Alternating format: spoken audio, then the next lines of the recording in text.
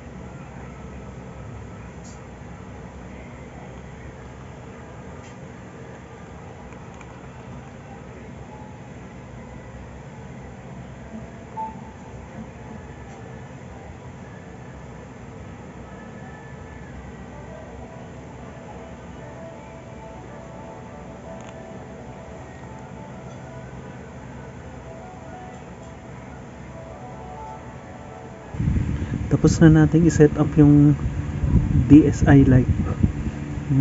Ngayon, tignan naman natin siya ngayon.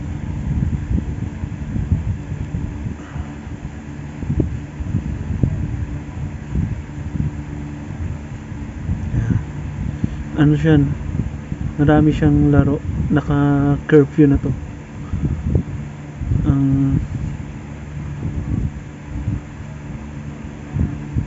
Nabili ko to sa Lazada ng 2,995. Yan, naka-curfew na siya.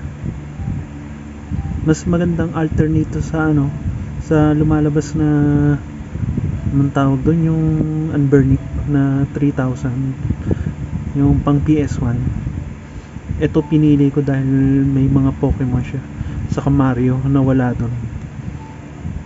Nakakapaglaro din naman siya ng marami. Yan, family computer, Game Boy Advance, Game Boy Classic, Game Boy Color, sa Nintendo DS. Yan, ang daming laro.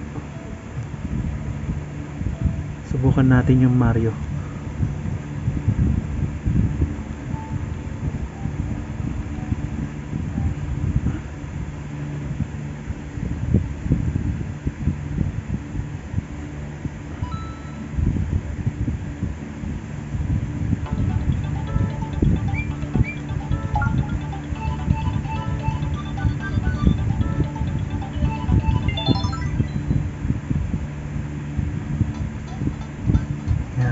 Mario.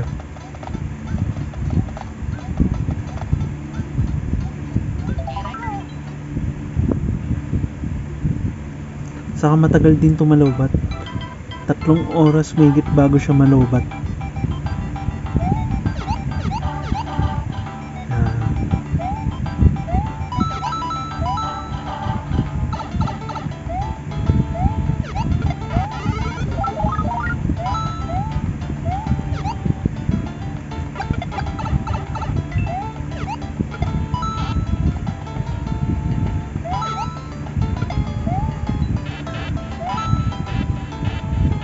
Tapos pag magpapalit tayo ng ano, pindutin lang yung power button, palit ng game. Yan.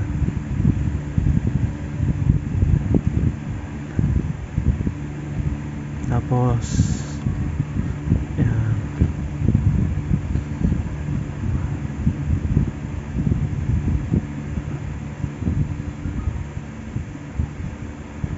Yan, maraming laro yan.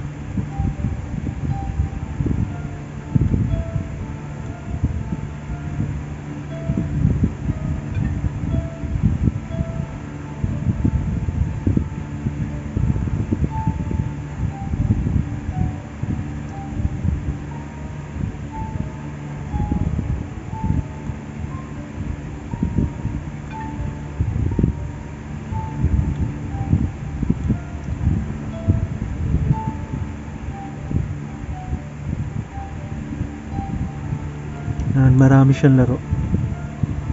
Curfew. Yan, Contra. Yan. Top games. Pwede naman mga ano, family computer, NES. Yan, NES. NES. Yan.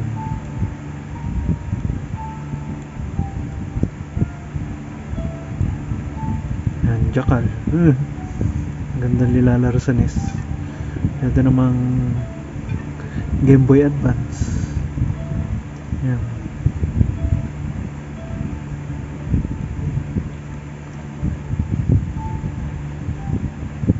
Mario.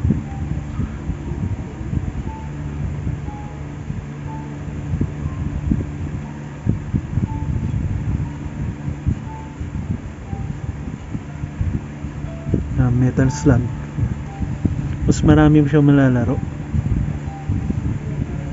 300 games yung Nintendo DS, 300 games din yung NES, Game Boy Advance, Game Boy Color, saka Game Boy Classic.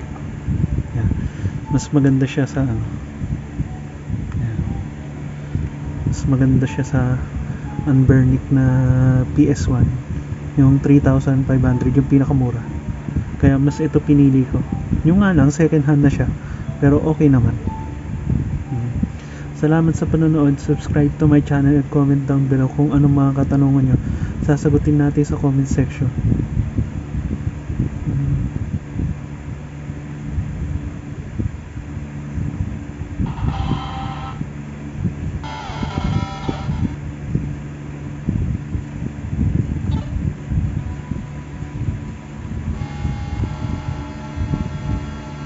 Salamat sa panonood. Bye!